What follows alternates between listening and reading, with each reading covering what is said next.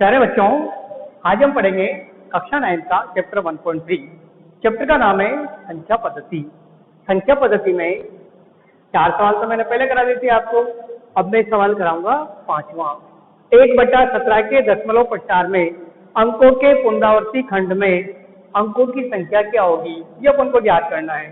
देखिए, अंकों की संख्या ज्ञात करने के लिए पहले अपन इसमें 1 में 17 का भाग देंगे। 1 में 17 का भाग देने के लिए पहले मैंने यहाँ पर 1 लिखा, ठीक है।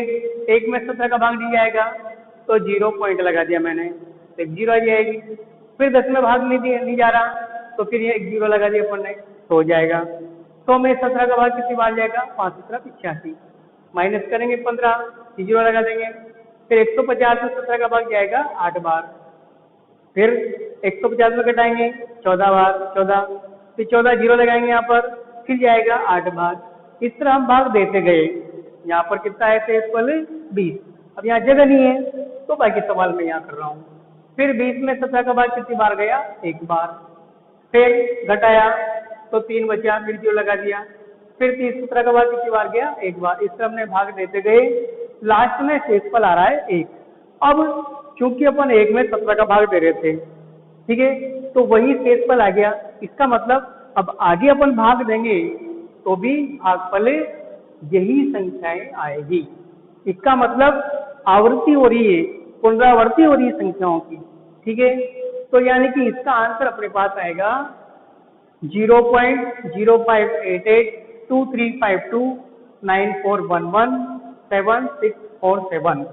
इसके ऊपर बार लग जाएगा, यानी ये पुनरावर्ती अंक है। और वो कह रहा है कितने अंक होंगे, तो यहाँ गिन लेंगे 1 2 3 4 5 6 7 8 9 10 11 12 13 14 15 16। यहाँ से गिन लेंगे तो ये हो जाएंगे 16 अंक। 1 2 3 4 5 6 7 8 9 10 11 12 13 14 15 16। यहाँ लिखूंगा मैं 16 अंक। कितने जाएंगे? 16 अंक हो जाएंगे। यहाँ होंगे 16 अंक। ये आंसर आ जाएगा इसमें, ठीक है। अब इसके बाद हम अगला सवाल पढ़ेंगे, सवाल नंबर 6 सवाल। 5 तक सवाल कर लिए, 4 मैंने पहले करा दिए थे। अब पढ़ेंगे सवाल नंबर 6। देखो, 6 सवाल में क्या कह रहा है।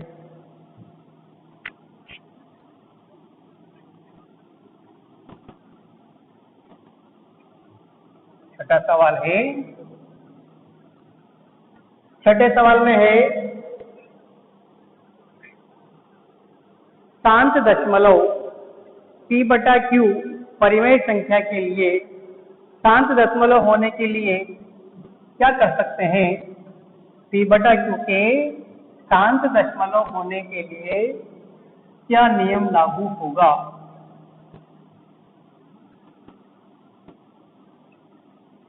तो यहाँ पर देखना,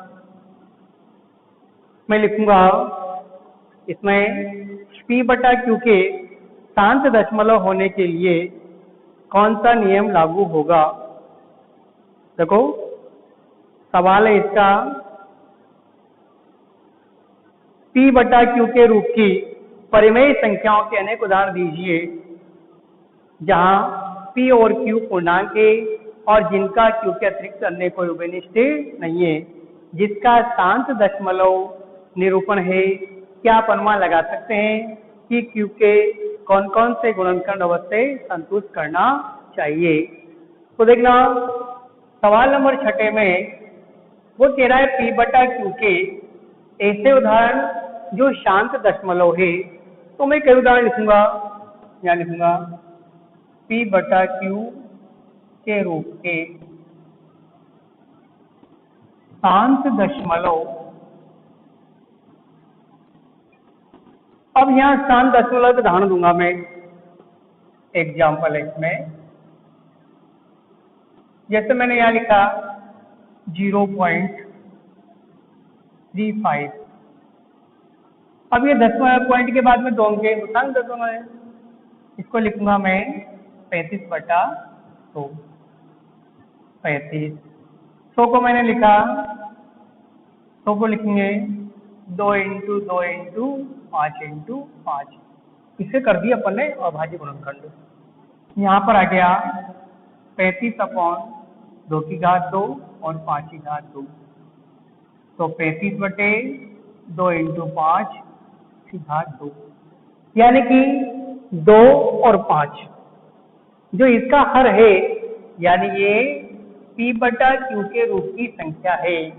तो जो Q का मान है वह 2 और 5 की घात के रूप में आ रहा है। तो अपन यहाँ लिखेंगे, अन्य भी उदाहरण होंगे शांत दशमलव के, तो मैं लिखूंगा शांत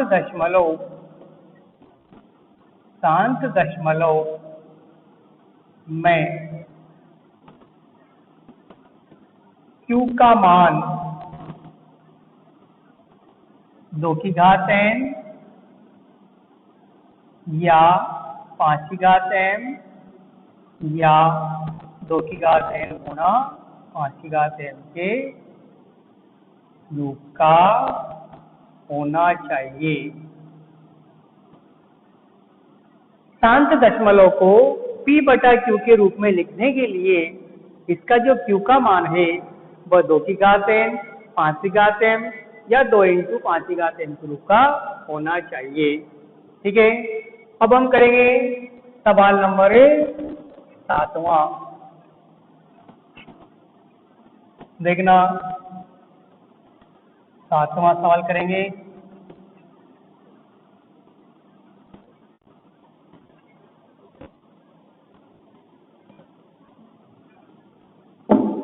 सातवां सवाल है, 3 संख्याएं जिनके दशमलव प्रसार अनवसानी अनावृत्ति हो।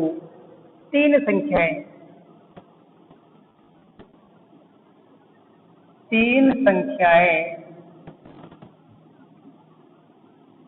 दशमलव प्रसार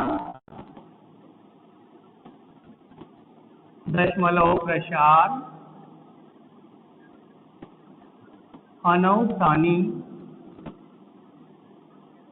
अनावृत्ति हो। अब इसमें केवल अपन को 3 एग्जाम्पल देने हैं, 3 उदाहरण।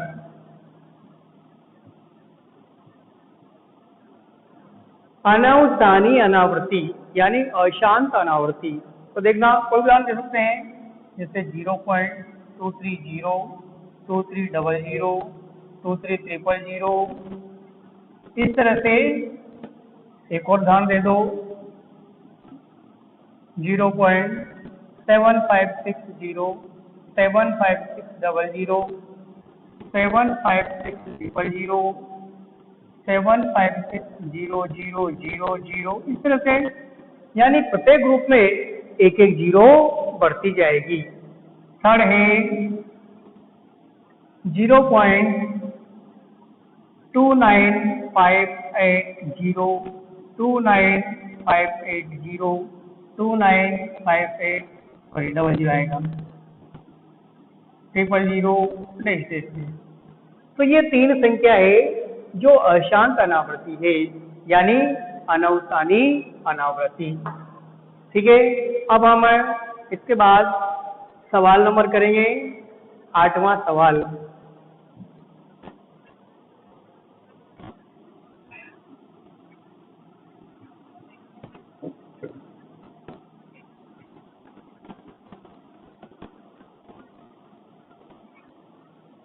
सवाल नंबर 8 है,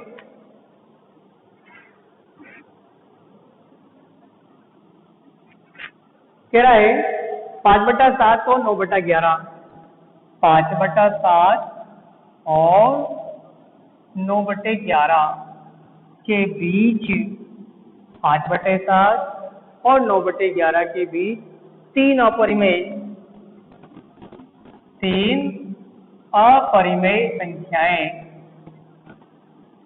अपरिमेय संख्याएं लिखनी है। अब हल कैसे करेंगे इसका, देखना। पहले 5/7 का मान ज्ञात करेंगे, फिर 9/11 का मान ज्ञात करेंगे। अब इसका मान ज्ञात करने के लिए 5 में 7 का भाग देंगे, तो 7 का भाग देंगे 5 में। भाग नहीं जा रहा तो 0 पॉइंट यहाँ 0 जाएगा, 7×7 = 49, माइनस करेंगे 1 0, 1×7 माइनस करो 3 0, 7×4 28, इससे भाग जाता जाएगा। तो लगभग अपन ने यहाँ तक लगा दिया, ठीक है। इसी प्रकार 9 में 11 का देंगे, 9 में 11 का भाग देंगे, भाग नहीं जा रहा, 8×11 = 88, 2 0, फिर 11×11, फिर 9, शेषफल 9 बच गया, यानी कि जिसमें भाग देना था वही शेषफल बच गया, तो वही संख्या जाएगी 81, इसका मान होगा 0.8181, इसका मान हुआ 0.714, इसका मतलब ये है कि हमें 5/7 और 9/11 के बीच की संख्या ज्ञात करनी है, यानी कि इन दोनों के बीच की संख्या ज्ञात करनी है। हमें 5/7 व 9/11 अर्थात 0.714 व 0.8 के बीच की तीन अपरिमेय संख्याएं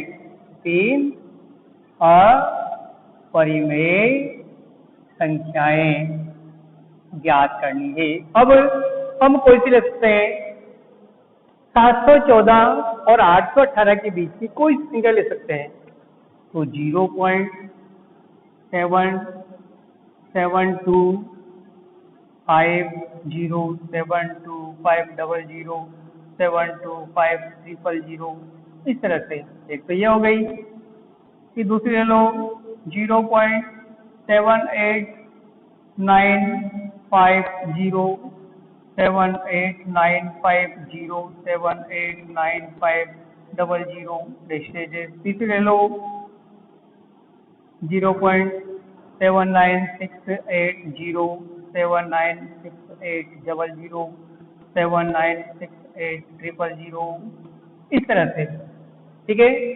तो यह हमें तीन अपरिमेय संख्याएं, अशांत अनावर्ती या अपरिमेय संख्याएं एक ही बात है, ठीक है।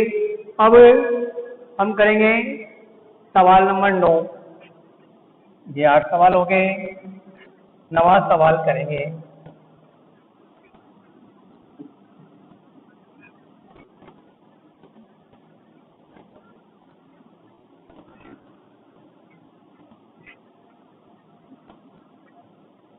नवा सवाल है, बताइए कि निम्न में से कौन कौन से परिमेय है, कौन कौन से अपरिमेय है।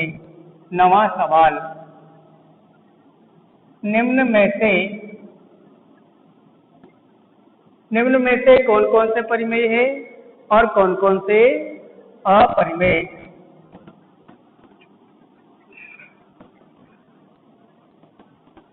निम्न में कौन कौन परिमेय है और कौन कौन अपरिमेय।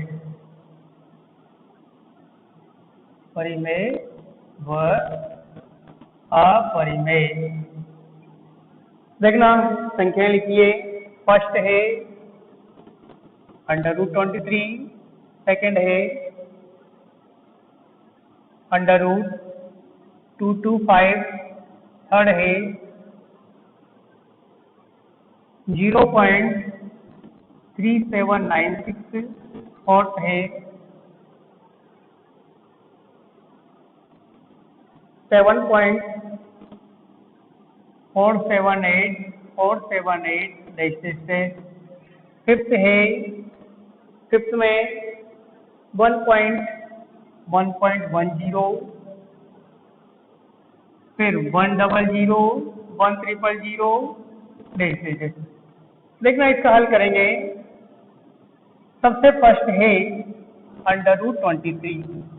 अब इस 23 का वर्गमूल अपन ज्ञात करेंगे, तो यानी कि हमें अपरिमेय संख्या प्राप्त होगी। मैंने एग्जाम्पल में लिखा रखे हैं अपरिमेय में, ये क्या है, अपरिमेय संख्या। इसके बाद सेकंड है √225, 225 का वर्गमूल 15 होता है और 15 को हम 15/1 लिख सकते हैं, यानी P/Q के रूप में। तो क्या होगी ये परिमेय संख्या, ये क्या होगी परिमेय संख्या। इसी प्रकार थर्ड नंबर है 0.3796। देखो ये पॉइंट हटाएंगे तो 3796 में 140 है, पॉइंट हुआ 4 अंक के, यानी ये है P/Q के रूप में। तो ये भी क्या है परिमेय संख्या। इसी प्रकार नंबर फोर्थ में देखो आप, फोर्थ में 7.478 यानी ये ग्रुप बार बार में आ रहा है।